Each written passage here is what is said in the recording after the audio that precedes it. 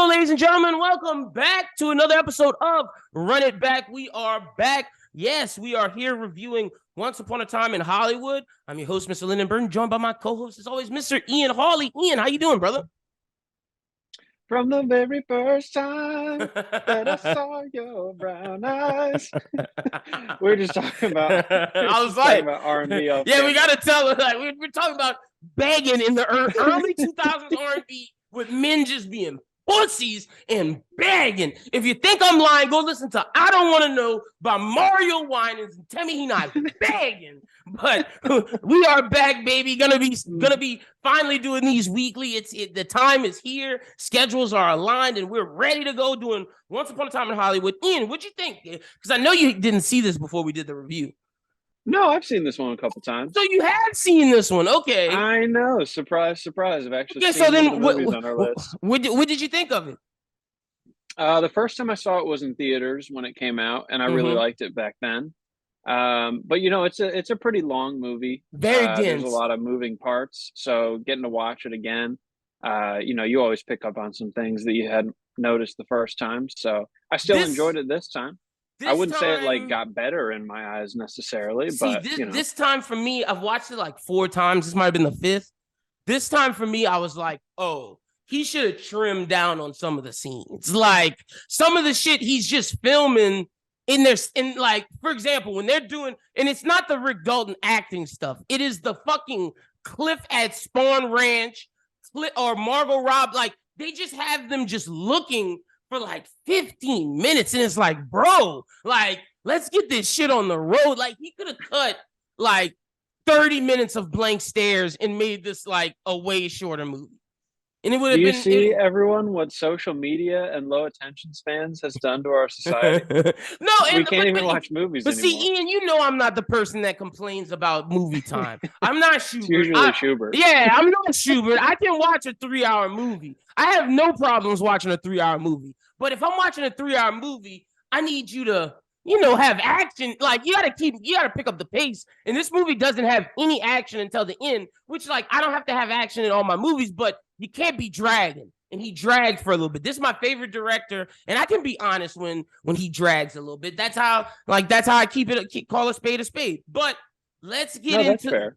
Yeah, no, for sure. I feel like with a lot of movies, like at least there's a little bit of suspense building up, you know, the whole time. Like, and this wasn't that. This was like we're living in LA. He wants us to be in LA and understand what it's like, and I get that's the purpose of it. But like, it felt like I was just, you know, watching somebody live their normal daily life, which it was that at times. But like, with Scorsese movies, they always are like you're riding the roller coaster, you're climbing up, and then once you get to the top, it drops and it never stops. Departed, Goodfellas, like those are fast-paced 3-hour movies. Christopher Nolan does up, down, then up, and then boom, like. Denis Villeneuve is more of like one of those roller coasters that spins and keeps you stuck to the wall. He's spinning fast the whole time. But Tarantino is, for most of his movies, he's like Scorsese. But for this one, it was like a kiddie ride. And you know what I'm saying? Like it was a kiddie ride until the end where it goes all the way up and then just slams you fucking down. Yeah, it's like it's almost more of like a reality show or like kind of a sitcom kind of feel almost. Yeah, like, no, you're right. You're just kind of watching people live their lives. But I think it was supposed to be that because it's based on when Hollywood was only sitcoms and it was only network television. So do you think it would have been like, do you think it would have ruined the movie or altered the movie too drastically to not have that like kind of consistency throughout the film? I think it would have made it a little different. Would it have been better? Maybe, but to your point, it's thematic stuff. So maybe it needed to be like this. You know what I'm saying? Even though I came in saying that, we might have talked our way out of it. So like, it's interesting. I think I would, at worst case, I would want a director's cut. That's that. Like, you know what I'm saying? Like, have like a different edition on the DVD. I mean, shit, Blade Runner has 7 editions of Blade Runner. The director's cut, the director's ultimate cut, like the Harrison Ford cut. Like, did you know that? Like, if we ever do Blade Runner, we are not doing the 50 million cuts. Like, when we did 2049, 1 cut. OG Blade Runner, 7 cuts. That's like the Lord of the Rings Return of the King. There's like 4 editions of Return of the King. See, but that's too much. Like, I don't need 7 different editions of like almost any movie. Exactly. Like, I don't need 4. Really need 3. I don't need 3. 1, just one other version. It's it. Like, that is it. But let's get into the background of Once Upon a Time in Hollywood. Ian will have his Ian facts as well as the casting when he'll get into that after I do this beginning portion. Once Upon a Time in Hollywood is a 2019 American comedy drama film. I would just say a black comedy, because like most of Tarantino's movies are black comedy movies, which are dramas in the sense it's like dark comedies. All of his movies are funny. Like, there's not a movie that's not funny. Why do you always have to bring race into things, Lyndon? Oh, there you go. And on Black History Month of all times. So, our next... No, you're right. No, but like that's what it is. I was gonna say we might have to change our list because I didn't realize it was Black History Month. We might have to pick a black film, but we'll discuss that when we get to the wheel spin. Next? Is that what? No, fuck no. God, that movie's too long. No, sir. I would rather do Judas. Spike Lee cut? I would rather do Judas and the Black Messiah than that movie, because at least Judas and the Black Messiah is like very entertaining. Like, see, I haven't seen either of them, so I'd be fine with whatever. We'll talk about it. All right. So yeah, back to what I was saying. It is a comedy drama written by and directed by Quentin Tarantino, produced by Columbia Pictures, Bona Film Group, Heyday Films, and Visionary Romantic, and distributed by Sony Pictures. This was the first Quentin Tarantino film that was not a Harvey Weinstein film. Just to put that into context. That's why it was the Sony people. It's co-produced production between the United States, London, and China. It features a large ensemble cast led by Leonardo DiCaprio, Brad Pitt, and Margot Robbie. Set in 1969 Los Angeles, the film follows a fading actor and his stunt double as they navigate the rapidly changing film industry with the looming threat of the Tate murders hanging overhead. It features multiple storylines and a modern-day fairy tale tribute to the final moments of Hollywood's golden age. Exactly. It's a fairy tale of telling you the beauty of classic Hollywood. Yeah, so like I said, first film to not involve Weinstein. Tarantino ended his partnership with the brothers following the Me Too movement. As soon as he heard it, he was like, I'm out with these guys. After a bidding war, the film was distributed by Sony Pictures, which met Tarantino's demands, including final cut privilege. Pitt, DiCaprio, Robbie, Zobel, Kurt Russell, and others joined the cast. Let's see. Luke Perry, who died. Oh, yeah, this is Luke Perry's final film, and it's dedicated to his memory. The film grossed $374 million worldwide. Do you know how crazy that is? Movies these days don't make that much money unless you're like a Marvel film, a DC film, a Jurassic Park type thing, a Top Gun, Star Wars, a Tom Cruise action movie, Fast and the Furious. If you're not one of those big tentpole movies, you don't make that. The only people who make that are directors like Tarantino, Scorsese, Nolan. Like, Nolan makes that type of money. Scorsese makes that type of money, Tarantino. But if you're not those directors, you don't get that off of like an original film that's not IP based. And see, I think we need more films like this in the sense of original films, not IP based, to where it's telling intricate stories, because, you know, I love comic book movies, but I think we're reaching a point where not comic book overload, but an underload of everything else. See, but like, I feel like this speaks to a bigger problem in entertainment in general, is everything is getting recycled right now. Yeah, we we're too much in reboot land. Of movies. Yeah, for sure. Not a lot of original content. Like, the original content is in TV now, which is crazy. Yeah, but even in TV, I mean, for example, like CBS had Magnum PI back in like the 80s. You can't be watching the network television. I'm talking about like HBO, Showtime, Netflix, Apple. But even they're doing it. Tell me, they got Fuller House. Oh They yeah, you're got right. You're a right. Friends movie You're right. reboot. Well, HBO, Amazon, and Apple are leading the charge of making original television content. No, I mean, I'd agree with that. Like you got one of your favorite shows on Paramount, The Offer.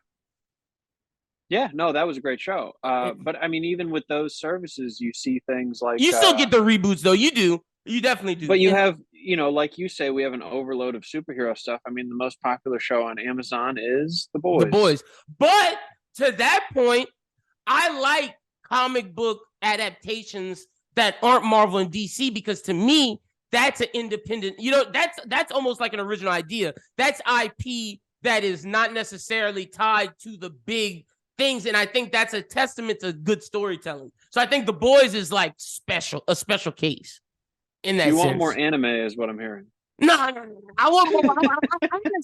Honestly, if you want to know what I really want more of, I want more noir, mystery, like hitmen, I want classic shit like Western movies, hitman movies, gangster films. We need more of those. More detective stories. Dead? That's a good question. I think gangster films aren't dead. I think they moved to TV because all the best gangster stuff is on TV right now. Tulsa King, Mayor of Easttown, Your Honor. Like, I know those are murder mysteries, but they have gangster shit involved in them. The fucking Godfather of Harlem, which is the Bumpy Johnson story that's on Amazon. Fucking great. Gangs of London, which is one of the best television shows on TV, which is about this London gang. So to your point, and me and Schubert's favorite show, Tokyo Vice, about the Yakuza. All of the gangster films, quote unquote, have gone to TV. And that's why I think TV is now the prestige place where you get these original content ideas, and movies have become blockbuster land. So how do you fix movies then? I think you need more directors that aren't Tarantino and Nolan and Scorsese fighting for these original pictures. I think that's what you need. But how do you, the entertainment industry is very hard to break through. Like, if you're making a movie, like if you're a writer of a film and you have a script, you're obviously going to take it to one of those guys before you take it to some unknown guy at, True. But see, that's where I think, to that point, I think that's why A24 is succeeding. Because A24 is doing exactly what I'm saying. Of taking these early creators and allowing them to make whatever type of movie they want. We need more production companies like that. So I guess that to answer your question, isn't on the directors, it's on the production companies. So you think they need to have more diverse selection of not only movies, but people who are making the movies? Yeah, and not diverse in the sense of POCs or that type of stuff. You need that, but more of diverse story ideas. Yeah, just purely widening the gene pool, so to speak. And we need the big three of Disney, Warner Brothers, and Paramount to say, hey, we can make our superhero stuff, but we can't slip on the other stuff. I get it's about making money, but like we've been this movie studio, we've been the gold standard. We got to keep that up, because if not, what's gonna happen is they're gonna lose that standard. But to that, they both have that gold standard in back stuff. Like, for example, Disney owns Searchlight Pictures, which is the indie brand of Disney, where they do all like it used to be Fox's indie brand, but when Disney bought it, it's now like the Disney prestige stuff. You also have FX, which is their prestige television thing. Warner Brothers has HBO, and then they have Legendary Pictures. You know what I'm saying? So like, they have all of these big divisions have their prestige stuff. It's just we need more of it, because I feel like we're getting less and less, or it's going to streaming instead of theaters. Yeah, that's fair. But I would simply say, to play devil's advocate, if you're the Brooklyn Nets, you're not catering to Spencer Dinwiddie. You're catering to Kevin Durant. That's fair. So, you're catering to where the money goes. No, you're absolutely right. And to the people who always, like me, clamor for original content, are y'all going to the movies? Because this was beautiful. This is a perfect example. I went to the movies a shit ton last year. Schubert did not. He watched it all on streaming. So there's more people like Schubert than there are of me. And that's why we're not getting these original pictures in theaters. That's why it's going more so to streaming and to TV, so people can watch it at their homes. Mm-hmm. Yeah, which is the sad they've fact. already paid for. Yeah, facts, 100%.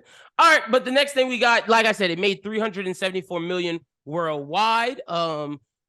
Critics it was very, very well received by the critics. The National Board of Review and the American Film Institute named Once Upon a Time in Hollywood as one of the top 10 films of 2019 and one of the best films of the decade. It was nominated for 10 awards at the 92 Academy Awards, winning 2. What did it win? I'm gonna pull that up real quick because I was looking for that too. I don't think it won anything like crazy. It didn't win Best Director and Best Picture because that went to Bong Joon-ho's Parasite, which fucking yes, that deserved it 1,000%. I got it here. It's okay. It won Oscars for Best Performance by an Actor in a Supporting Role for Brad Pitt. Yes, sir, which he deserved. Yes, he did. And it also won Best Achievement in Production Design for Barbara Ling and Nancy Hay. I'm not sure how you say her last name. Okay. So Best Picture, Parasite deserved to win. Best Director, Parasite deserved to win. But I would say that Best Original Screenplay should have went to Once Upon a Time in Hollywood. That's where I think it's a very well written screenplay, and that's what you give it to Tarantino. Also, Joker as Arthur Fleck, it deserved it, but I wouldn't have been mad if Leo won. Leo was the second best actor that year. Yeah, that's fair. I would say it was 1A and 1B. Yeah, facts, 100%. Do you have the casting what ifs? I do. Okay, tell us what's up. So, I apologize. My computer is a million years old. Oh, it's okay. Let's see here. Charlie Day was asked to audition. Oh, we would have loved some Charlie Day in this. Who is he supposed to be? Charles Manson? So it says, when it was revealed that Once Upon a Time in Hollywood included Tate and Manson, Sharon Tate and Charlie Manson, as characters, many people were upset and found it to be a very problematic decision. Yeah. But the final product was completely different than what initial reports implied. Mm-hmm. Film gave Tate a different ending, and Manson's family members went after Dalton and Booth. Okay. It's Always Sunny in Philadelphia's Charlie Day was asked to audition for the role of Charlie Manson. Yeah, I was about to say he definitely would have been, but they didn't. But see, I think at the time when they offered him, because I remember some of this stuff from talking about Bros Who Binge, Charles Manson was gonna have a bigger role, but Tarantino felt that wasn't the purpose of the story. It wasn't to make Manson as this big villain. It was more so to tell the story of Hollywood and have that as the background. So that's why Charlie Day didn't get it. Who else we got? Well, no, it says he ended up not showing up for the audition because he didn't want to see himself as Charles Manson. So maybe what I read was the Tarantino would like his people released, but I could believe that as well. This says he kept working on his directorial debut for a film called El Tonto. Bad decision. That movie is not good. I don't know anything about it. So that probably tells you all you need to know right there.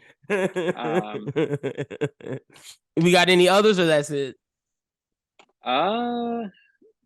Jennifer Lawrence was almost cast in the movie. Oh, it's Sharon Tate? Or just a random? I would assume so. Yeah, once again, my computer is failing me. I just got the message on Google. Do you want to wait for the page to respond? Oh my gosh! I'm telling you, man, this computer. My guy needs a new computer bad. Yeah, if any of you want to donate, my Venmo is at Ian-Hawley.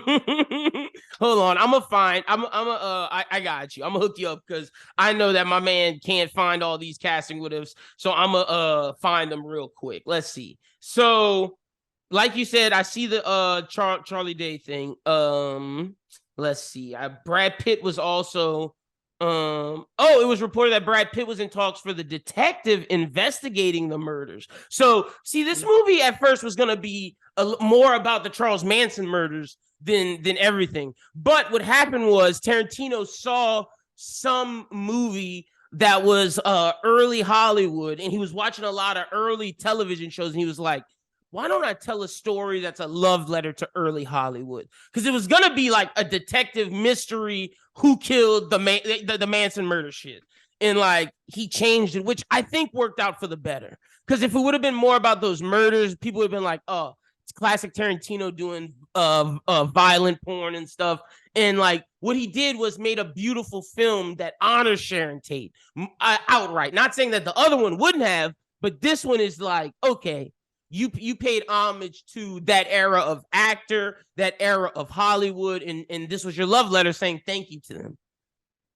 Yeah, and it, to that point, it gave Sharon Tate a different ending, and obviously a much happier one.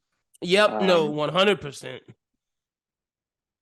Yeah, I'm still getting the page unresponsive. Oh no, you're good. So. I got us. We're all good. So okay, so I think pretty much everybody who he wanted got it. Like everyone, the only other person that he wanted was Ethan Hawke, but Ethan didn't want to overshadow Maya Hawke, and Ethan was going to be the Timothy Oliphant role, which is the sheriff in the thing. But he didn't want to overshadow his daughter, and he was like, my daughter deserves to do it. Also, Burt Reynolds, who was one of the main inspirations for this movie for Tarantino, was going to be George Spahn, but he died in September before filming started.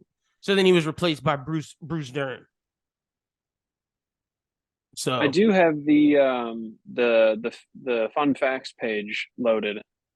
If you want me to give some, okay, yeah, give us. We can say, yeah, we'll save those, but just have them ready to go. Also, learning that Pitt would play Booth, Burt Reynolds told Tarantino, you got to have somebody say, you're too pretty for a stunt guy. And the line appears in the film, spoken by Bruce Lee. So Burt Reynolds had left his mark on this a lot. Oh, and Jennifer Lawrence wasn't going to be Sharon Tate. She was going to be Squeaky, the redhead who takes care of George Spahn. Damn.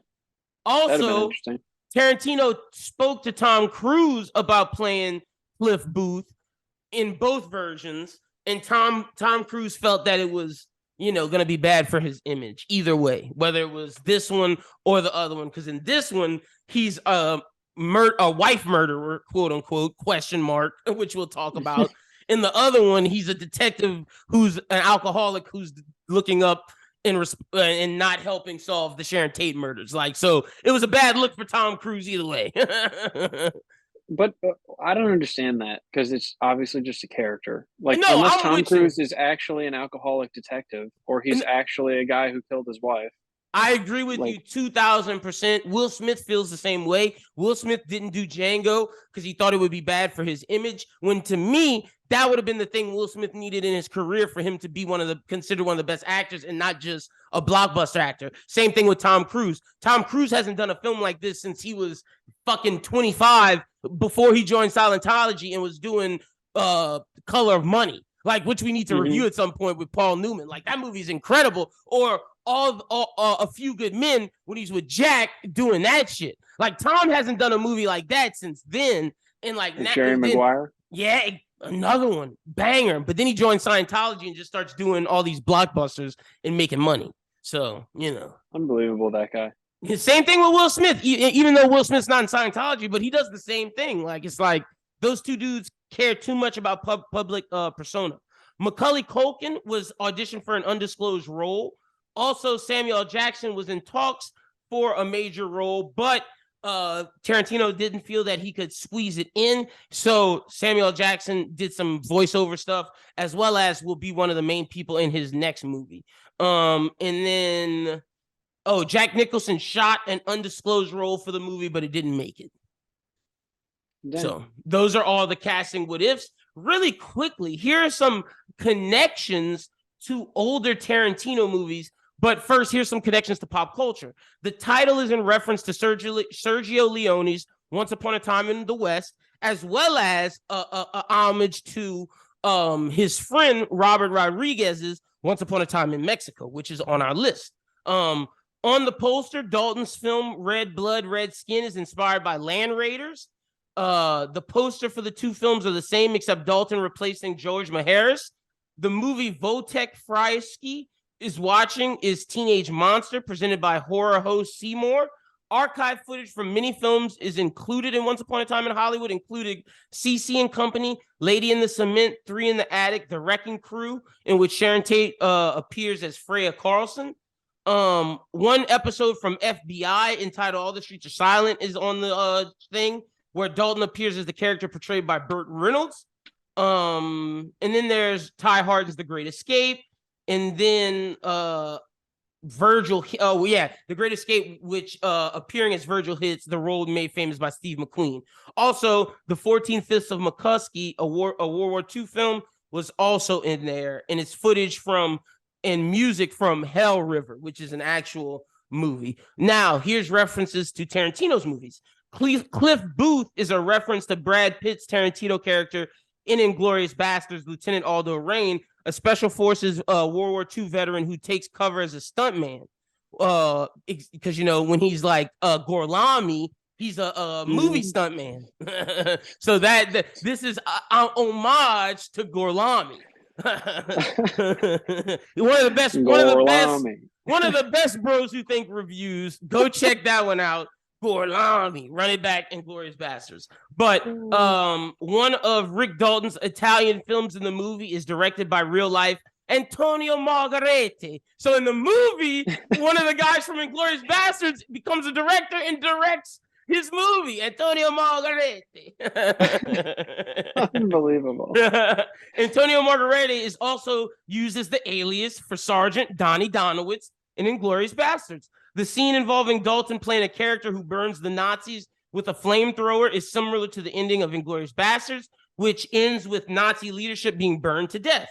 The final scene featured Dalton in a commercial for a fictional Red Apple cigarettes, which appears in many Tarantino films. Everyone, when they're smoking cigarettes, they're smoking Red Apples. They don't smoke anything else. That's Tarantino's movie cigarette. Additionally, another common Tarantino brand, Big Kahuna Burger, is advertised all throughout the movie. So every time that there was a McDonald's sign in LA, he replaced it with Big Kahuna Burger.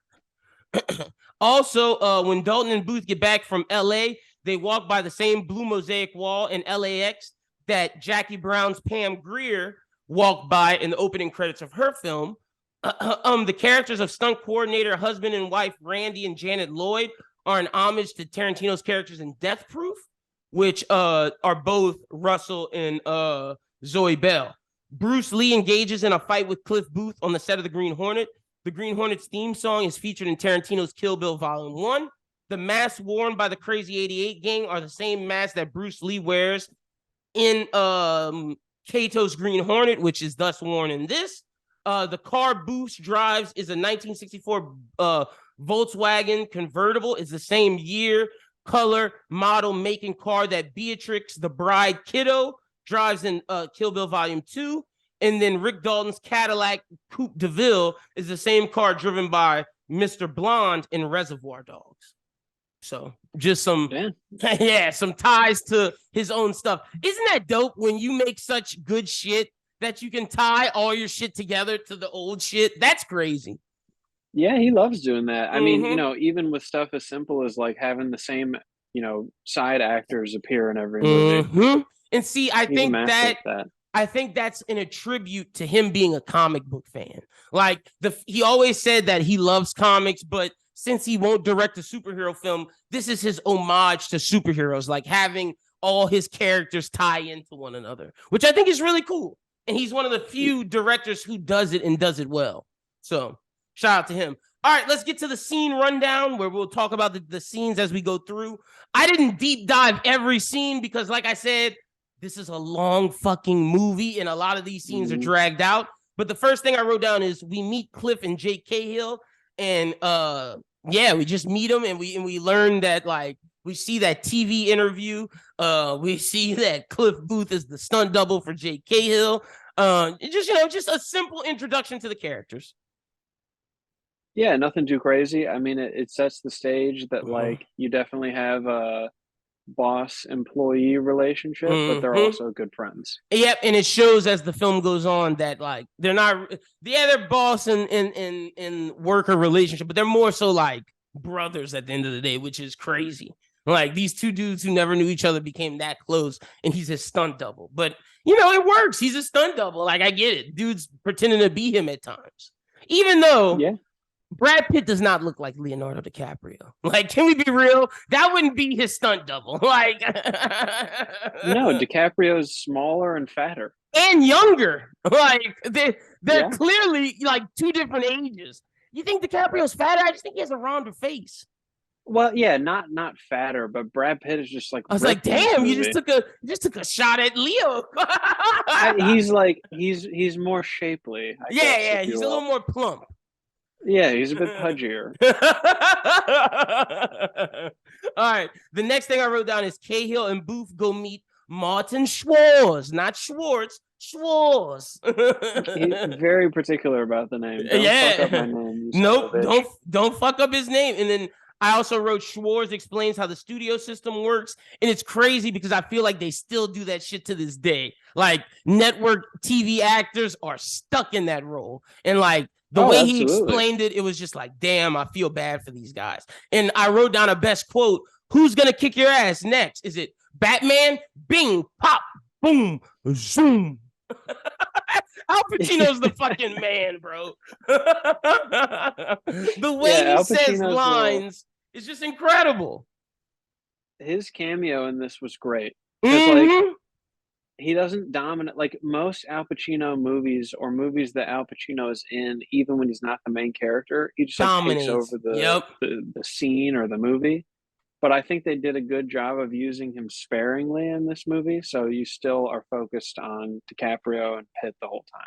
Also, I will say, because it's DiCaprio and Pitt, Al Pacino can stand next to them and it works. It's like when they did Heat and he's next to Robert De Niro. He's not going to overshadow Robert De Niro because that's fucking Robert De Niro. You're not going to overshadow Leo or Brad Pitt because that's fucking Leo and Brad Pitt. But to your point, they used him like sprinkles on ice cream, accents. Just to make just to make it pop. Oh, and we don't fuck with Salt Bae anymore after what he did in the World Cup. Fuck you, Salt Bae. What did he do? You didn't see him touch the. Okay, so if you're not a player who wins the World Cup, you're not supposed to touch the World Cup trophy. He takes the trophy out of a player's hand just to do this and take pictures with it. Messi's trying to talk to his family. He's trying to grab him like, hey, Messi, come take this picture with me. Messi puts him away, starts to walk away, and Salt Bae's like, no, come here, Messi, and takes a picture with him, just being a groupie. Damn. Yeah, okay, I guess it's fuck Salt Bae. And his overpriced food. Fucking he does Salt charge Bae. a lot for just a fucking steak. For a steak that he don't even season. He just does this. I'm not paying you $80 to Ian, my steak, sir. Up. There's no steak that's $80 there. Up. The burger's $80. Up. Oh, that's nice. The steak, and that's like the small burger that's $80. The normal burger's $120. A steak, $3.25.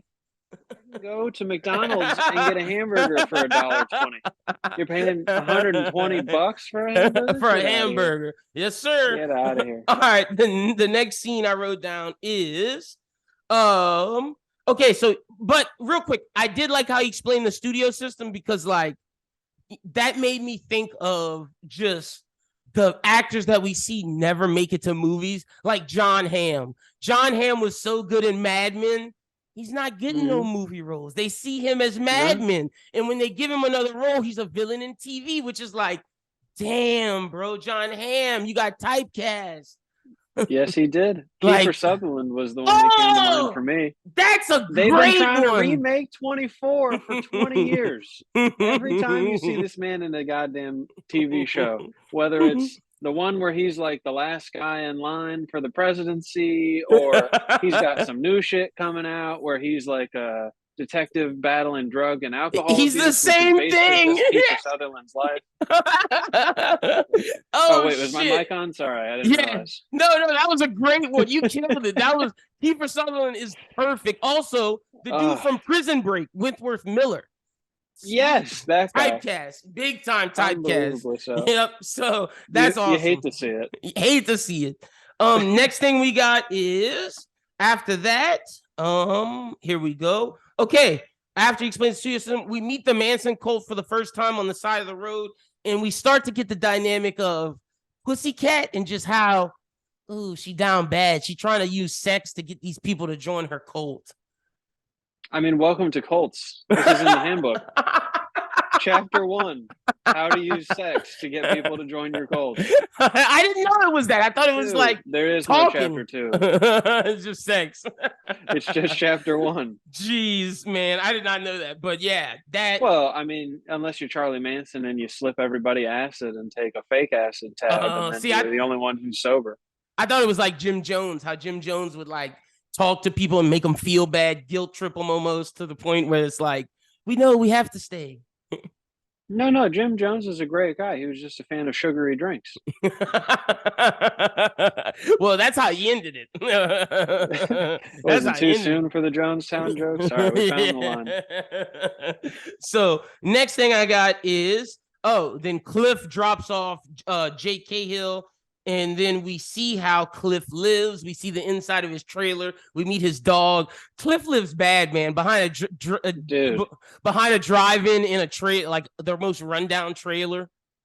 Well, it's not even like you could have a shitty trailer, but still have it be clean. You know what I mean? Like he's living in a pigsty in there. And like I'm a single guy. Like my apartment's not always sparkling clean. But it's not that dirty. But like it's not even close. We're not even living on the same planet.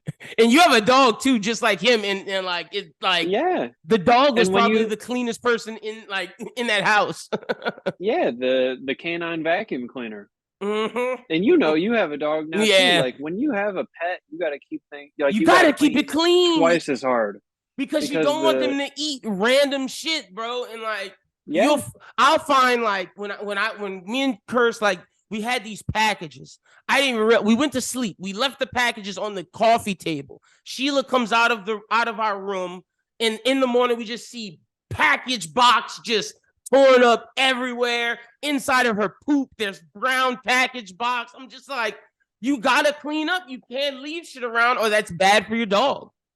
Yeah, man, it can really hurt him. Like my dog ate through a tube of chapstick the other day and ate all the chapstick out. Luckily, he didn't eat like the plastic bits. Yeah, but, like, that can cost you some big time vet bills if that messes up their stomach. And Cliff Booth can't afford them vet bills.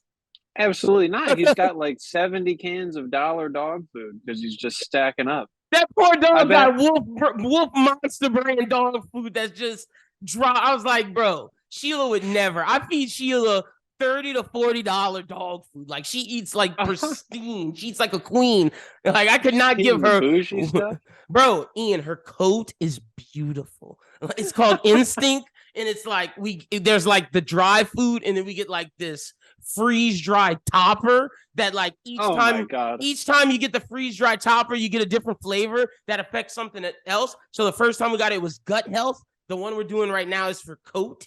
Oh, she's beautiful. So how is the gated community life treating you? Oh, I don't live in no gated community. Look, I just treat me and Curse, we say we're dinks. Do you know what a dink is? Double income. What does that mean? Double income, no kids. So like we have both our incomes, no kids, but we're dinks with a D. A dink with a dog. So that's what we mean. Double income, no kids. We treat our dog like a kid with those people. But fucking Cliff Booth. You're gonna start sending it to doggy daycare? Nah, but when we go on vacation, we get her a babysitter. Oh yeah, you got to. Yeah, and so that's what we do. We don't send her to doggy daycare though. But Cliff Booth, he don't give a damn about his dog. No, dog's home for 10, 12 hours at a time. By himself. But hey, he trained that dog really well. That dog listens, so he must have a good relationship with the dog. Yeah, look, I got Sheila to shake, sit, and roll over. That's the limitations of it. Oh, you got one more than me. We just learned shake like 2 weeks ago. Oh, yeah. And we do fetch. She goes fetch, but she doesn't drop it. She thinks after she goes get it, let's play tug of war. And it's like, no, bro, drop the fucking thing. I'm not playing tug of war. I hate tug of war. God. We didn't even get to the bringing it back part. My dog just goes, sniffs it, and looks at me like, what am I supposed to do with this? Why'd you throw it all the way over here? I was having fun with it over there. You'll get there, my guy. You'll get there. The next thing I wrote down is okay, so we see how Cliff lives. We then follow Margot Robbie to the Playboy Mansion and we meet Sharon Tate for the first time. Boy, was Steve McQueen jealous of Jay and fucking Roman Polanski. Steve McQueen was like, she likes all these ugly, short, white guys. I was like, I'm Steve too McQueen, pretty for her. You're white. Like, what are you doing, bro? I could never be ugly enough to satisfy a woman like that. Curse these perfect genetics. That shit was hilarious. But I do think it's funny. Sharon Tate, beautiful as hell, with these like ugly men. Do you think that's an insecurity thing on her part? Do you think it's like she goes for less attractive men, so it's like a power dynamic thing? Potentially. I mean, but there's also the fact that, Roman Polanski is not a physically attractive guy, but he's a very powerful man in Hollywood. Well, not at that time. Not necessarily at that time. Like that time, you got to think he just released Rosemary Baby and that was it. But to your point, there's still power there. Well, he's at least one of the hottest names on the block right now. That's what it is. He doesn't have the longevity yet, but Free Chinatown. He's the hottest spread. Yeah, and then Jay what's his face is just the gay best friend in waiting. Well, not gay, but you know what I'm talking about. He's in the friend zone. Right yeah. They're a poly couple where he don't get none. He just gotta watch as a cuck and jerk off. No, he's poking through the closet. Like, get back in there, Jay. Sorry. I told you not to come out till we're finished. We've been over this. Wipe that cum up, you sick bastard. It's a family podcast. We've crossed that line way long ago. You're right. We're gonna have to start putting the parental advisory up. Oh, it already has the E. It has the E. All right, that's good. That's good. Sorry, Mom. Next thing, my mom been knowing. Like, she don't listen to my shit. The next thing we got is okay. So we then go back to our heroes as Cliff drives Jake to set. And then Jake goes to makeup and realizes, man, this is exactly what Schwartz says. And he does not like this. This is like, this is the point where Jake's like, man, I either can change my career or keep doing this and be stuck and end up exactly what Schwartz told me. And like, this role in this day is the final straw that breaks the camel's back. Mm-hmm. Yeah, man, it's the fight or flight stage for him as an actor. Like, I just got to buckle up now. I got to totally commit to this role. Doesn't he quit drinking for a while? He does when he goes to Italy. Oh, that's right. We're not there yet. No, he's still drinking, but like he's coming out of the he was leading man, then he got typecasted, and then he became villain of the week, and now he's crawling his way out of that again. He's like an NFL coach in the hot seat going into a new year, knowing that his job's on the line. Yes, sir, and he has to hit, or like an NBA player on a contract year, he knows he has to play good, or he's not getting that contract. Yeah, I gotta drop 20 a night for the next 6 weeks, and he does, but we'll get to that. So the next thing after he realizes in the makeup thing, Jake is all set and Cliff goes to work on Jake's house. We see the cult girls again. Like, it's setting up these cult nasty hippie girls. Also, Brad Pitt's just driving by there on purpose at this point. See, we gonna get to that. We gonna get to nasty man Cliff Booth. We're not there yet, but it's coming. Did you recognize that one of the girls was Sydney Sweeney from Euphoria, or do you not watch Euphoria? No, I've seen Euphoria. Are you kidding me? Yeah, I was gonna say her grandmother calls them the best tits in Hollywood, and I can say that because her grandmother said that. Her grandmother was like, "Be sure when you talk about my granddaughter, you say she has the best tits in Hollywood." And Jimmy Fallon was like, "Okay." I mean, you gotta do whatever it takes to make grandma happy. Look, and grandma is super happy. She is wealthy now. Look, Run It Back is a pod specifically geared towards grandmothers. Gilfs. We are here to please. We're here to please the gilfs. You see these glasses? You don't get these on accident. The next thing I got is Jake goes to his movies. Oh, no. Oh, yep. Yeah, here we go. So after Cliff fixes Jake's house, Jake is going to work on a different movie. Or is this a flashback? Is this a flashback to Kato and the Green Hornet. I think this is a flashback because he's sitting on top of the roof and he's drinking. And he thinks back on it. Is that right? Mm-hmm. Yeah. Okay. Yeah. He thinks about the last real gig he had and how he fucked it up. Yep. So then we get to one of my favorite parts of the stunt coordinating for the Green Hornet. As soon as we see Jake getting ready, he's begging Kurt Russell to let him in, and Kurt Russell's like, I don't fuck with that guy. Mm-hmm. Yeah, you know what happened, guys. Yeah, I don't fuck with him. You and my wife damn sure don't fuck with him. He killed his wife. So then we get the flashback. Let me ask you, this is the question of this episode. Did Cliff Booth kill his wife? When she was bitching and moaning, did he shoot that harpoon in her? Absolutely. 100% he did. Are you kidding me? This guy says 6 words throughout the entire movie. He has huge wife killer energy. Also, you remember he said he went to jail in Houston for punching a cop in the jaw? Yeah, you don't just stop at assaulting a peace officer.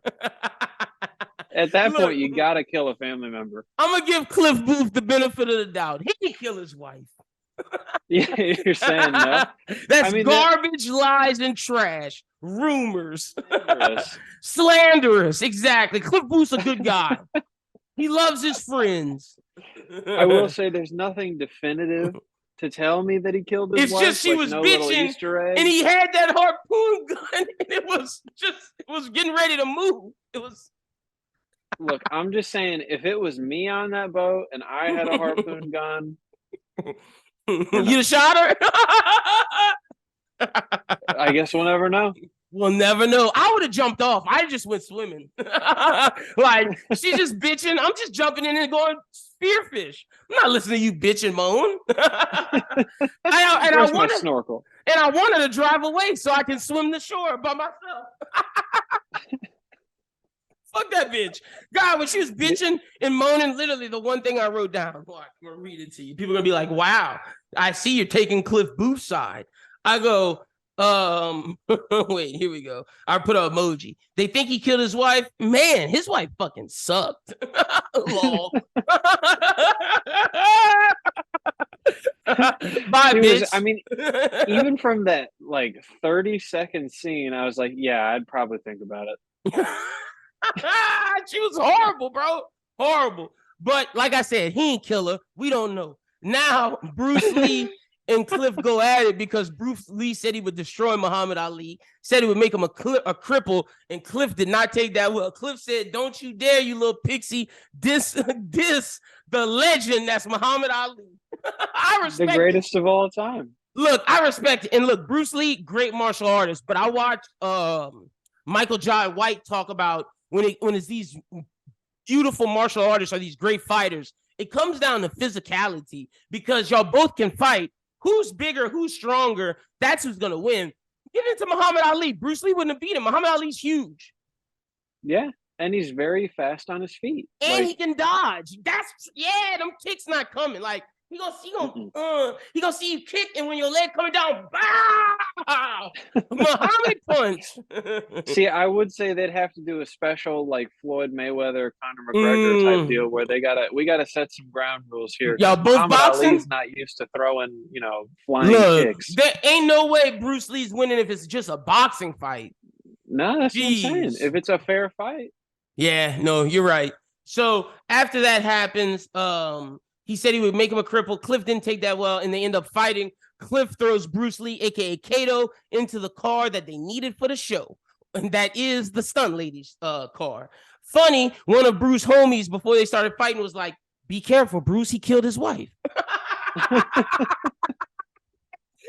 Man. Bruce was like, wait, really? He paused for a moment. He's like, yeah, I could probably still take it. He was like, whew. He's like, all right, fuck it. We're going. Too late now. The next thing I got is after the fight, we meet Randy's wife, and she goes ballistic on Cliff, gets him fired. He's like, Randy, you better do something fucking about it. I fucking hate this guy. That was a bit. Yo, Zoe Bell killed that scene as Randy's wife. That was awesome. Yeah, she was phenomenal. She was better than Randy. Oh, absolutely. I mean, Randy's just kind of like, look, guys. I mean, what do you want me to do? Yeah, what do you want me to do? I gave you a shot. You gotta leave. I gave you a chance. You fucked up my wife's car. Yeah, you fucked up Bruce Lee. You threw our lead man into my wife's car. Time for you to go, brother.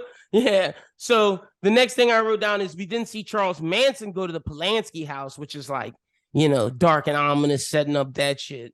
After that, I wrote, we cut to Jake getting ready to film his Western role. Fun note, all the Western scenes that they're filming, I was at that place when I went to the Universal Studios in LA. We took the studio tour and we drove literally through all of that.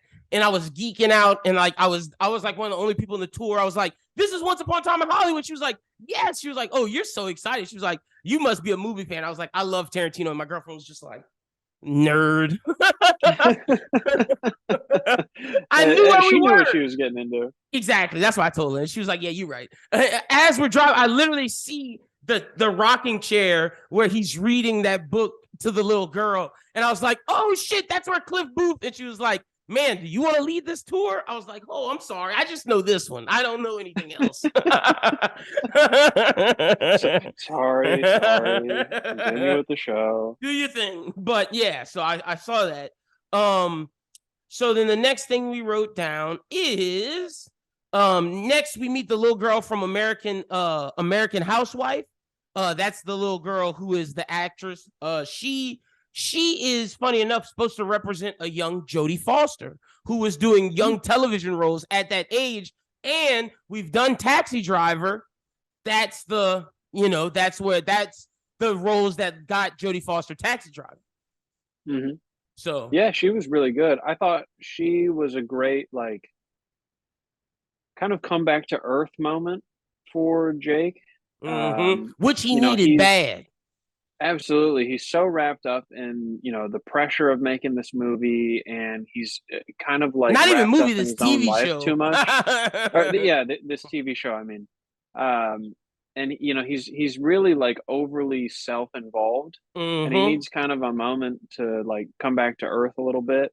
And I think she provides that for him, and I think it ends up helping him out with his acting. Oh, definitely. If he doesn't talk to her, he doesn't have that good day that he has coming up. And he tells her the story of Easy Breezy, which is just him, and like shows his narcissism. But then when she actually connects to it, he's like you said, he has a come to realization moment, like, damn, maybe I can do better. Maybe I do have this. I'm Jake fucking Cahill. So the next thing I wrote down is she then calls him out for calling her pumpkin poo. She was like, hey, I don't fuck with that. Don't call me no pumpkin poo on set. Who are you, old man? I thought that was funny. We then transition back to Margot Robbie, Sharon Tate going watch her own movie. And I wrote this later. But Tarantino and the foot thing, brother, come on, Tank. Come on, T. I know you got a foot fetish. Tarantino, I got a foot fetish. But if I'm making movies, I'm not doing the foot fetish like that. That's too obvious. Like, he just got Margot Robbie putting her foot up on the thing. He's zooming into her feet. Then the other one, when they're in the car, puts the foot on the glass, zooming into her feet. I'm like, damn, Tarantino, you just wanted everybody to know you like feet, bro. I mean, at least it's not like the dude from Nickelodeon, Dan Schneider? Oh, yeah. He was a pedophile. At least Tarantino's doing it with wild. Like actual like adults, like and they're consenting to showing their feet, so whatever. But it's just like, Jesus, like, all right, moving on.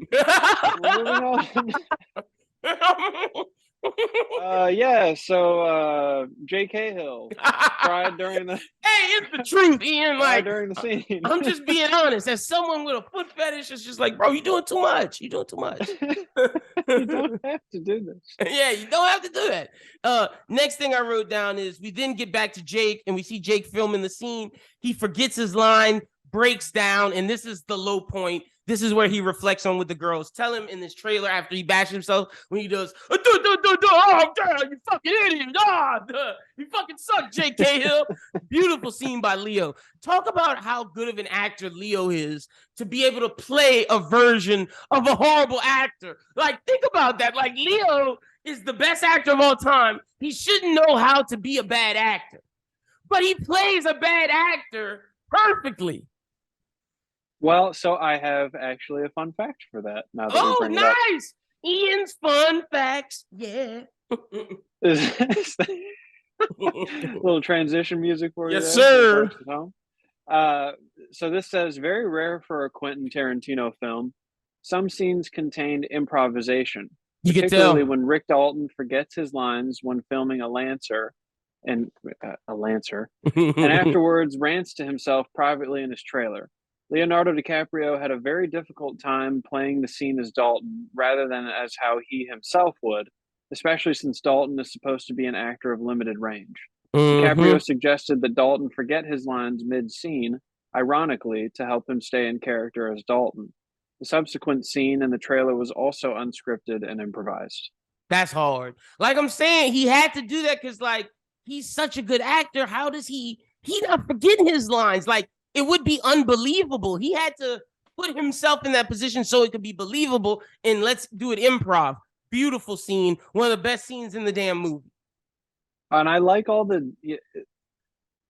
If you think about it within the context of the movie, it's a very serious, like, kind of like, again, that fight or flight, like, this is the moment. This is like, the I final gotta figure moment. my shit out right here, or I'm fucked. But if you watch that scene, like, it's hilarious. Out of context with the movie, it's absolutely hilarious.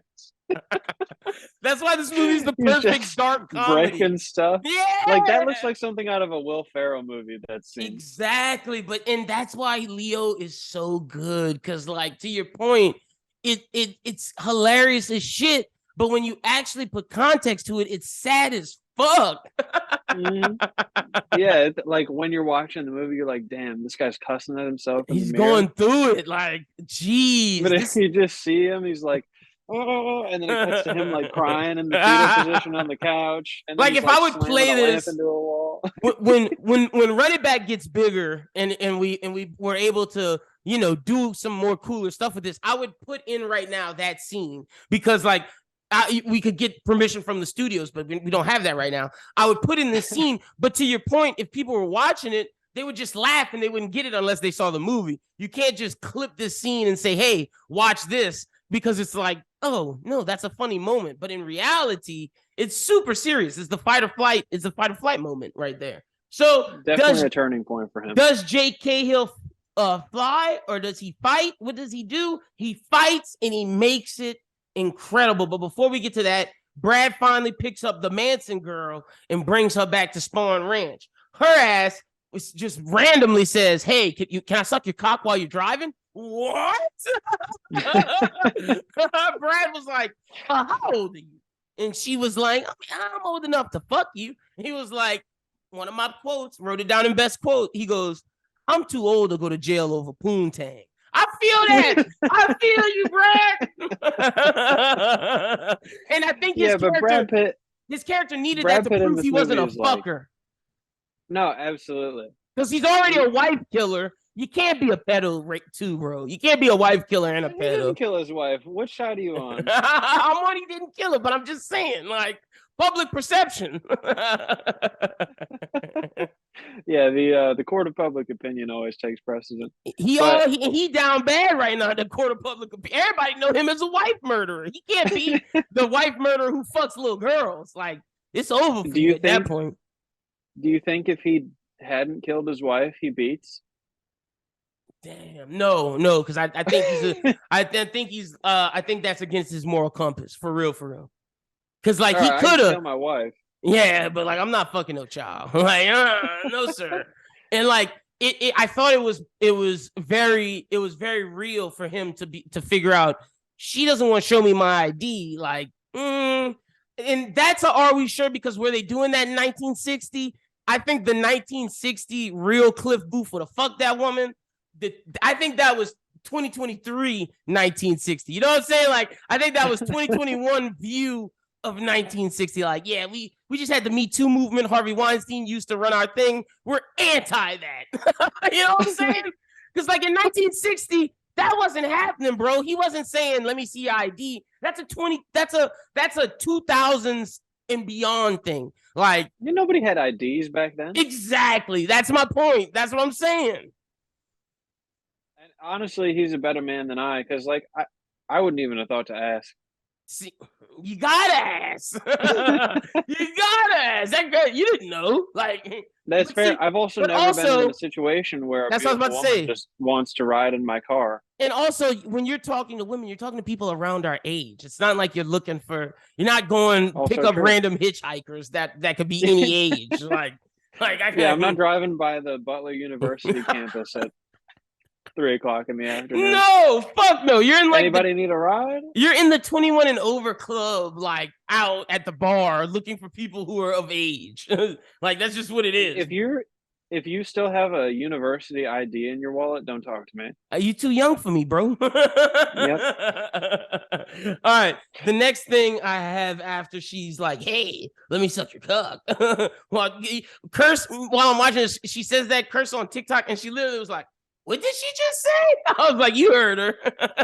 You heard what she said. She didn't stutter.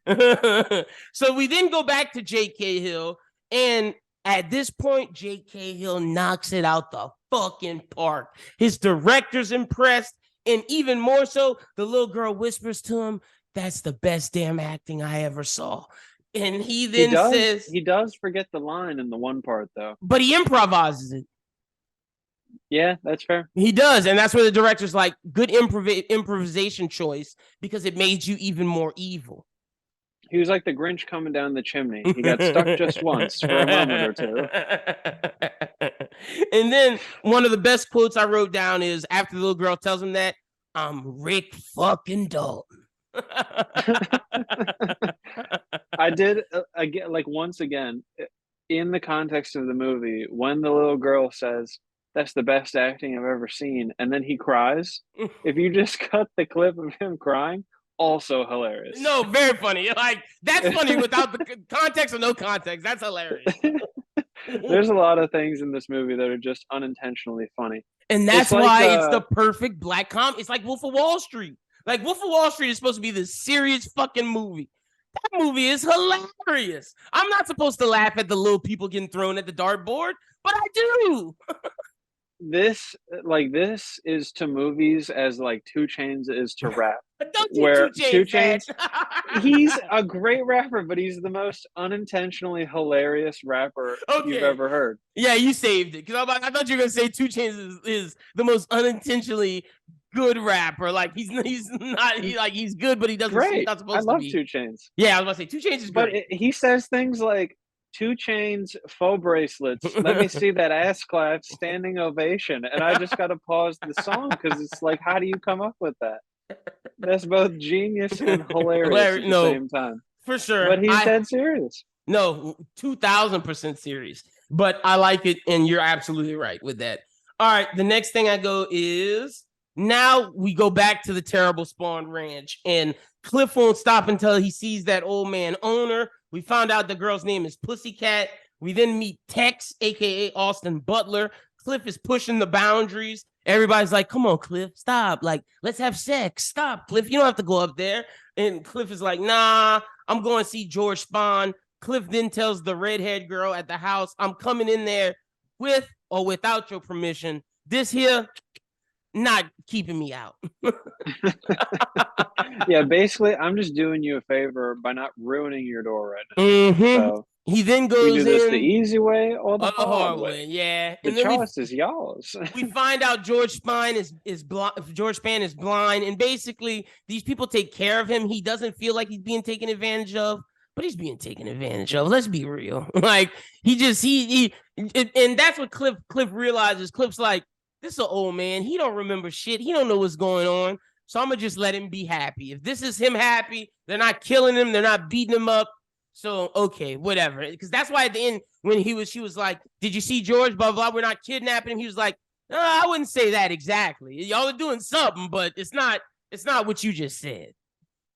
Yeah, no, it could be better, but it could be much worse. And then he's like, you know what? None of my business. Yep, I'm leaving. And then Pussycat's like, yeah, get the fuck out of here. And as he's leaving, he sees his tires flat, and he's like, oh no, y'all can fuck with me, but y'all ain't fucking with my boy Jake Cahill. Hey, buddy, change this tire. That dude's like, fuck you. And he, straight like one punch, one hit, a quitter, broken nose. Like, change that tire. And that pussy changed that fucking tire. He told them girls, y'all take one more step, I'm gonna bash his fucking ankle. He did hard time. He might have killed his wife. Which side are you on? I don't know. What'd you think of the whole Spawn Ranch scene? It was great. You know, again, it kind of shows how Hollywood changes throughout the years. Because this is somewhere that he remembers fondly, and also much different than it is now. Yeah, Hollywood like just let it go. They gave up on it. They're like, new, better things. We don't need this old system. Yeah, nobody was making westerns at that same clip anymore. True. They could use a green screen or like a pre-made set. Yeah, and just keep it all in house. So yep. No, 100%. I did think it was badass when he just beats the shit out of that guy. Oh yeah, that was awesome. That was like the best thing. Like, I loved it. That was the action we were looking for. You needed it at that point because it's been a lull, and it's like, okay, got us hyped. Get your ass bust.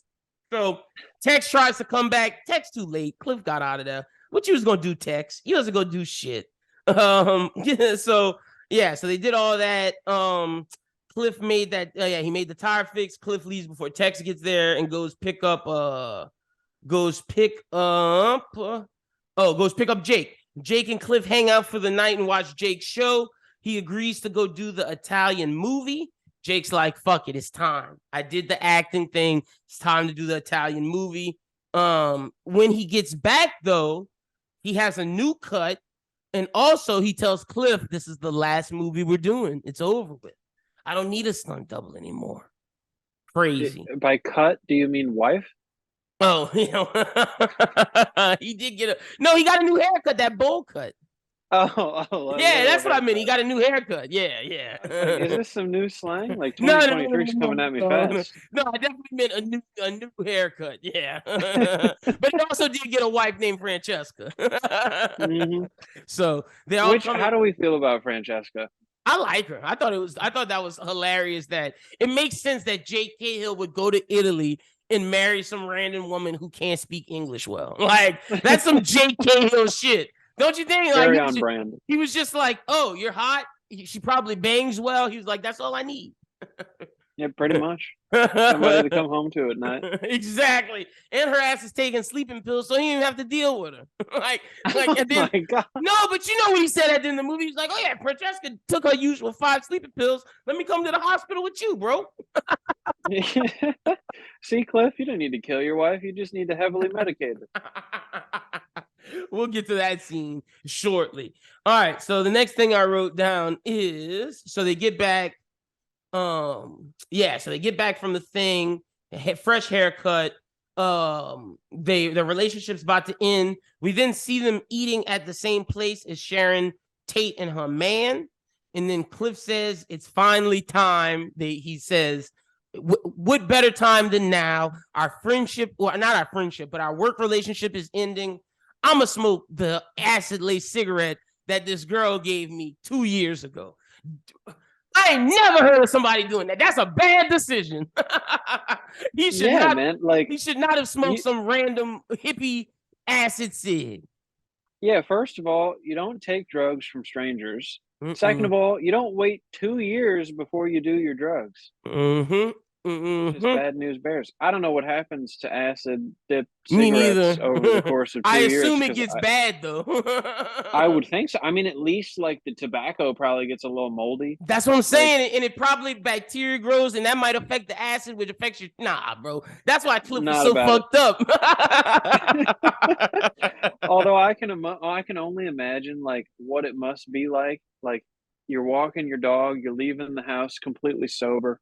You get to the end of the block, you're probably pretty fucked up. You get all the way back to your house, and it's another planet. Yeah, it's over with, obliterated. And speaking on that, he gets back. Those Charlie Manson kids are back, ready to go do some murdering. Jay Cahill tells him get the fuck out of their neighborhood. So he's like, nah, we're gonna kill Jay Cahill.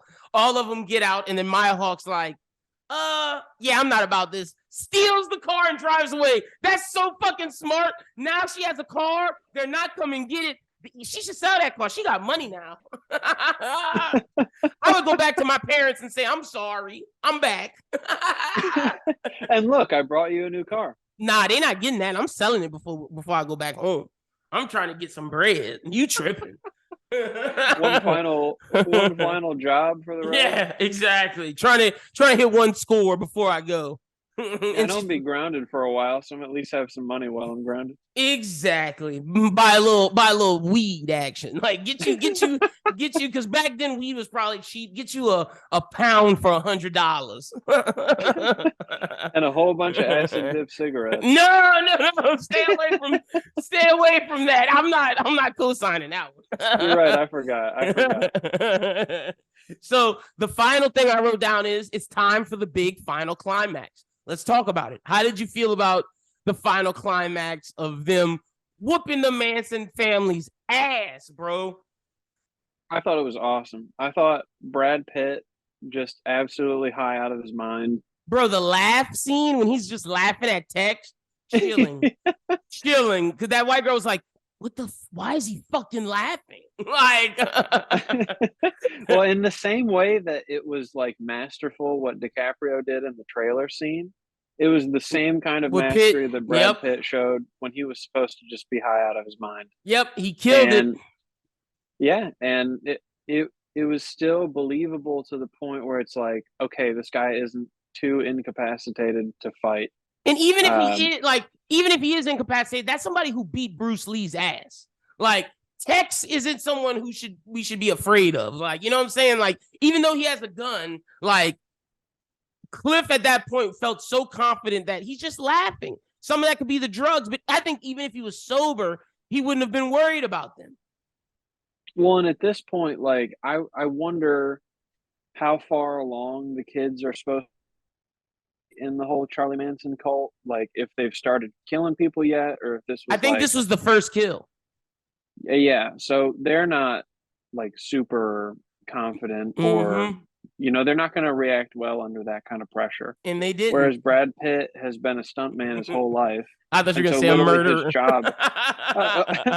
No, not his whole life, just the one time. Yeah, you were right. Allegedly. But he did beat a cop's ass and went to jail, so that should tell you who he is. Yeah, that's a conviction right there. But the badass thing was the dog was going, and the dog just murking Austin Butler's arm and then his balls. Like, oh my gosh. And Brad Pitt showed no mercy for them women. That girl got her fucking head bashed into that damn brick, bro. That was like, Tex died, but like the two women got it the worst. The one who got her skull bashed into the brick, and then Rick Dalton flamethrowing the other one, which, by the way, like... After she got eaten up by the dog. The dog, yeah. Like, let's get Rick Dalton involved. This girl gets eaten up by the dog. She can't see. She's blinded, just bleeding, shooting in the air. Rick Dalton swims around her, gets his flamethrower, and just barbecues her to a crisp.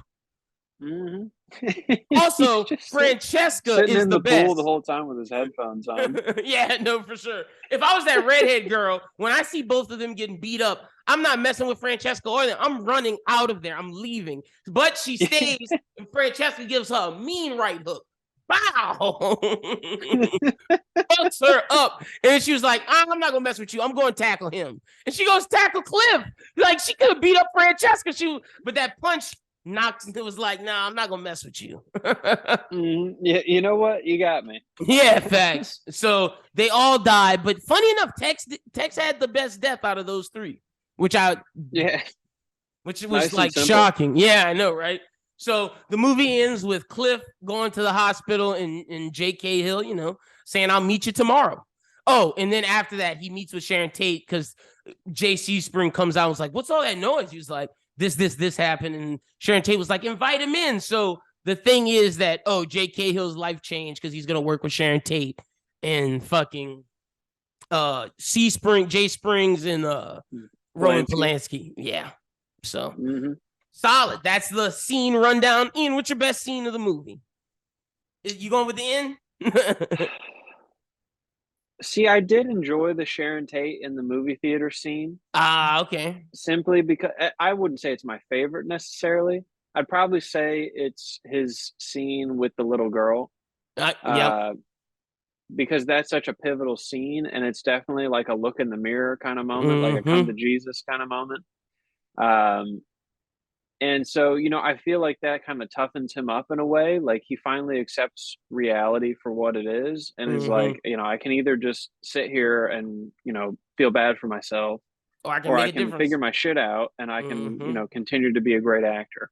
But I did like the Sharon Tate scene because it shows you what it would be like, as like a relatively undiscovered talent to finally see your name up, in the bright lights. Look, I'm not gonna lie. Whenever the Bros Who Think has like a movie or a TV show or even a comic book somewhere out, I'm going to the first theater where I can buy. I'm buying 10 of them, like 10 movie tickets, 10 comics, whatever it is. I'm buying. Like, I feel her because like you work so hard to get to that point. Like, it's awesome to see yourself do that. So like, I feel you on that. For me, the best scene is either the improvisation of Leo talking all that shit in the thing, or Brad Pitt acting high out his ass in the last scene. I'm torn between those two because, like we said, those are sister scenes of improvisation, and they just show some of the best acting in the movie. Yeah, I would say. Oh man, if you had to do a power ranking, like a top 5 scenes, I'd say his scene with the little girl. Yep, I agree. The closing scene. And then, probably the one where he's fighting Bruce Lee. Yeah, for a cliff scene for sure. I would say also the scene in the trailer for Jake Cahill was up there where he talks to that person and he finds out that what Schwartz says is true, and you see like the dejection on his face. So, and to your point, the Sharon Tate scene, yeah. And when Cliff kills his wife. Yeah, oh my god, best scene in the movie, brother. Allegedly. All right, let's get to it.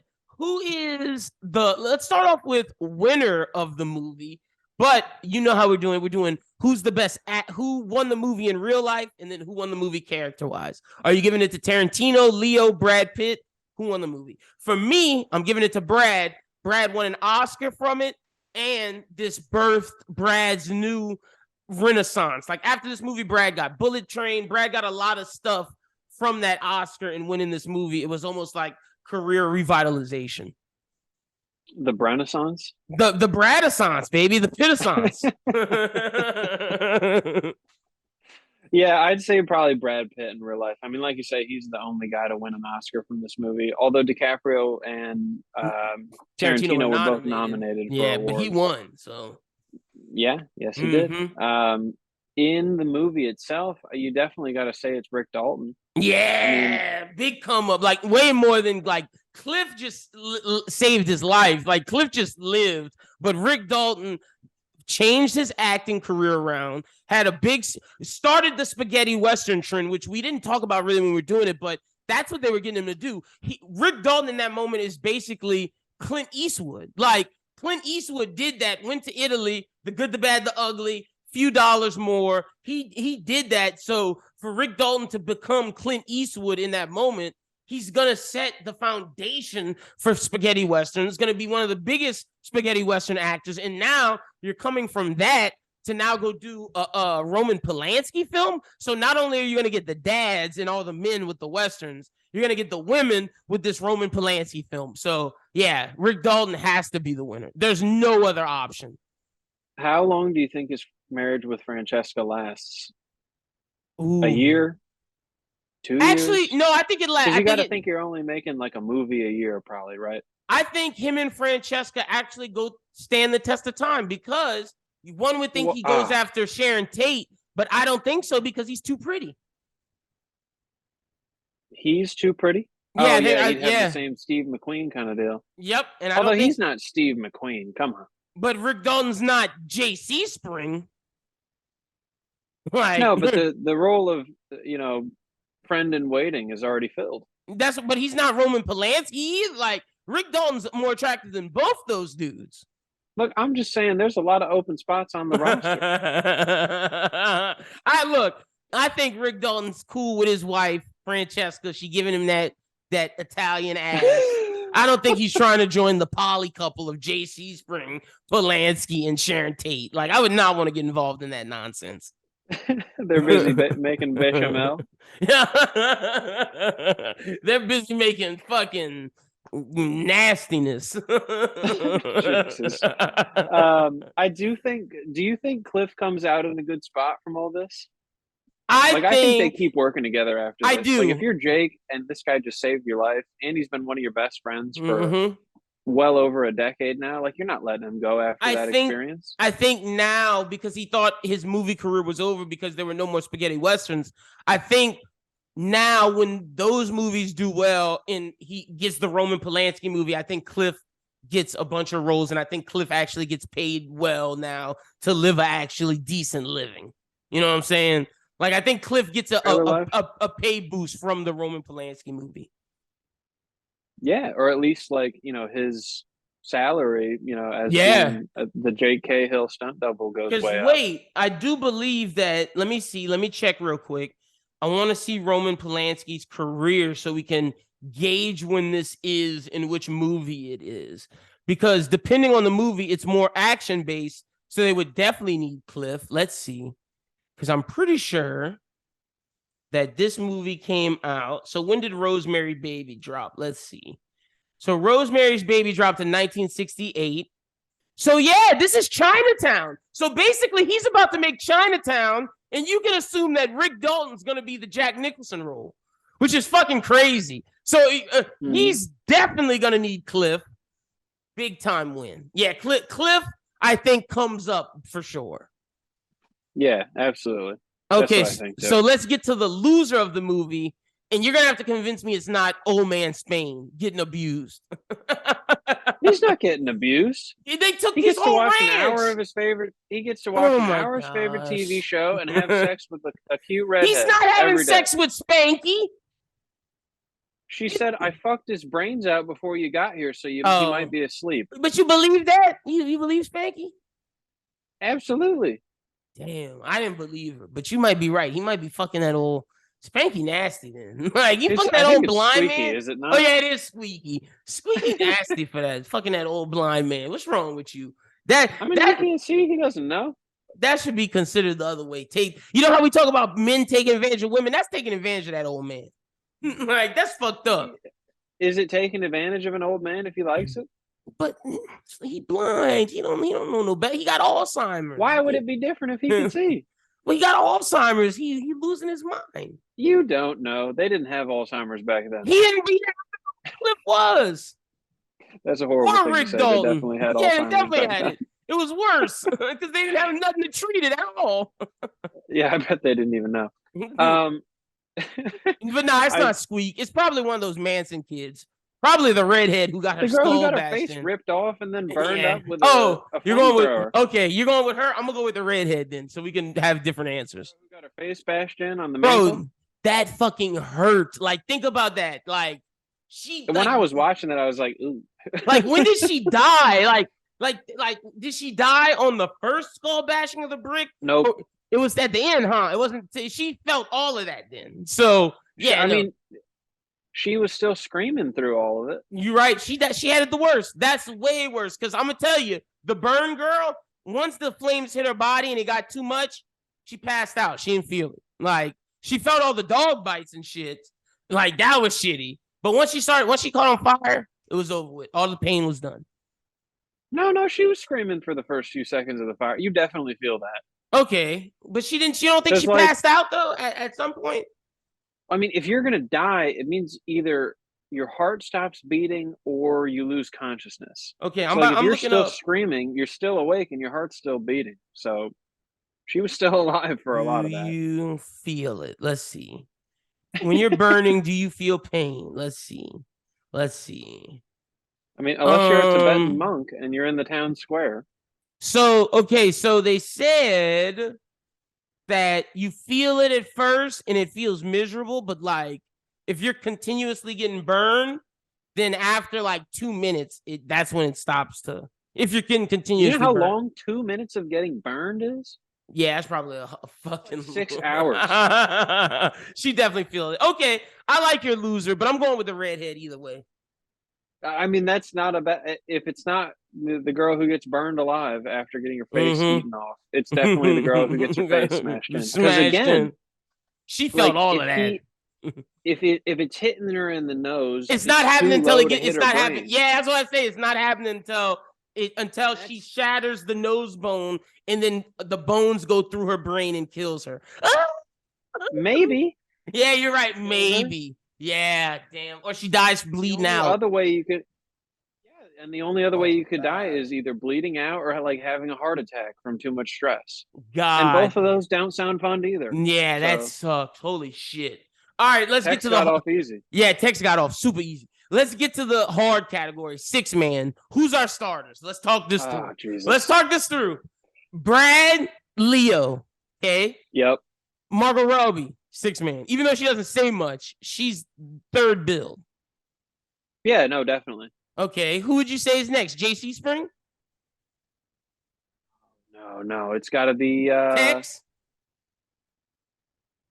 or Pussycat. Jeez. But you can't like. I could say Pussy because she was in from beginning to end. No, she wasn't. She was in 3 scenes. She was in the beginning of seeing her on the road. She was in the middle seeing her on the road, and then they took her to the Spawn Ranch. 5 seconds on screen, 5 more seconds on screen, 15 and then he takes her to Spawn Ranch. So that's maybe like 4 to 5 minutes of car ride. All right, who we giving it to? Tex? She says like maybe 15 words when they're at the actual range. I'm trying to give you some. Are we giving it to Tex? I'm okay with Tex too. No, but I'm saying like all those people are too little of a role. Well, then give me. Are we just saying it's a big 3? Because we've done that before. We're doing the big 3 old man retirement league here. That's one big 3, and then the rest are available to choose. Yeah, because I mean, Pacino's not one. He's in maybe 2 minutes of this movie. He definitely can't count. Like it's not George Spahn. Nope, it's not the little girl. Charlie Manson. Nope. It's not the little girl. It's not J.C. Spring. It's not Polanski. It's not anybody on Bounty Law or whatever his show's called. Yeah, that was it. All right, we're doing it. Executive decision. A big 3. It's gotta be. Anybody else is available. So I'm going with Al Pacino as my 6-man then, if anybody's available. Because he came in and killed it. That's such a bad take. That's such a dumb take. Who are you going with? He's in. How is he? You were just arguing for Pussycat to be one of the top. But nah, he outacted Pussycat. No. To me, it's between Al Pacino and Tex, if I'm being honest.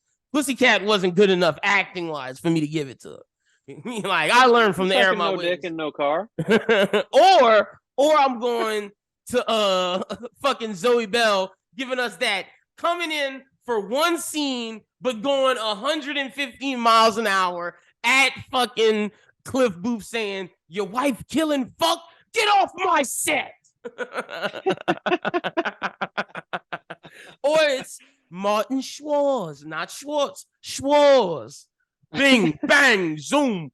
No, bing, bang, boom, pow, zoom. It's one of those. No, you're right. He was really good. He was great. Like, I'm going Al Pacino. Who are you going with? It's hard. Forgetting somebody. I really feel like we're forgetting somebody. Let's see. Let's think about it. I'll look. You going Steve McQueen for the Playboy scene? Nah, fuck Steve McQueen. He's gotten enough recognition. He doesn't need flowers from me. Once Upon a Time in Hollywood. But that's not really Steve McQueen. The actor is the guy from Billions. No, yeah, you're right. So let's see. I'm about to go through the cast and tell you to make sure we didn't forget anybody. Like I said, you could do J.C. Spring, Sebring. You could do Pussycat, James Stacy, Timothy Olyphant. That was the hero in the Rick Dalton's Western. You could do the little girl. Yeah, you could do the little girl. I might have to give it to the little girl. I feel like that's who you would give it to. And I like that. Yeah. That's who should get it. I'm not mad at that. She was dope. Okay, so that's our 6-man. We got winner of the movie, loser, best real life winner. We did the best quotes, the best scenes. I don't have an Are We Sure? So with that, let's get into the rating, because we did the Are We Sure already. Did Cliff kill his wife? So rating out of 10, what you giving it, Ian? See, so when I first watched this movie, I thought it was going to be a Charlie Manson movie. And I was very hyped for a Charlie Manson movie. But when I was watching it, I was just waiting the entire time for it to get to the Charlie Manson part, and then it ended. And I was like, well, what the hell? And so then I went back again, and I watched it, gave it another chance, and I really enjoyed it. And then, watching it again this time, I was like, okay, this is actually, a pretty decent movie. Yeah. It's not in the same, I don't think it's as good as a lot of the other Tarantino films. Me neither. Like Reservoir Dogs is better. Django, Inglourious Basterds. Django is unquestionably better. Inglourious Basterds, unquestionably better. And same with Jackie Brown. I agree. I think those are like the 4 that are legitimately better. I would say Pulp Fiction too, but I know how you are. I'm not starting that right now. I would give it, oh man, because I feel like 7 is way too low. But way too low. It's too high. Okay. So I'd give it a 7.5. 7.5? The difference. Okay, well, I'm going to go higher than you. I'm going to go 8.5, and that'll give us our mid score because... Well, it's 8 if that's the case. I can tell you the math right now. All right, well, I'm doing it still. It is 8, 16. Cool. I like this. This film sitting at an 8 is perfect for me. And I think it works out for you as well. And I think it's lower than Pulp Fiction, what it should be. And I think 8's a decent score for this movie because it is a good movie. It's not bad. So with that, let's pull up the online wheel spinner, one of my favorite portions of the show, where we pick the next movie, and we have the list ready to go. I don't have to click anything. We got it. Let's get it. So with that, our choices are The Green Mile, Shawshank, Men in Black, Spotlight, Few Dollars More, Jackie Brown, Invictus, Hunt for the Red October, Moneyball, Dodgeball, Dirty Harry, Glory Road, Basketball, Dude, Where's My Car, True Romance, Nice Guys, Jackie Brown, Death Proof, Desperado, Once Upon a Time in Mexico, Citizen Kane, To Catch a Thief, Uncut Gems, Punk Drunk Love. I hope we get a comedy. I'm going to be honest, Ian. I think we need a comedy. Let's see what we get. Oh, shit. What's it going to be? Oh, God. Oh, Shawshank. No. Oh, my God. We were so close. Here come the Men in Black. All right, that's cool. We need a lighthearted movie. We haven't done a lighthearted movie in a while.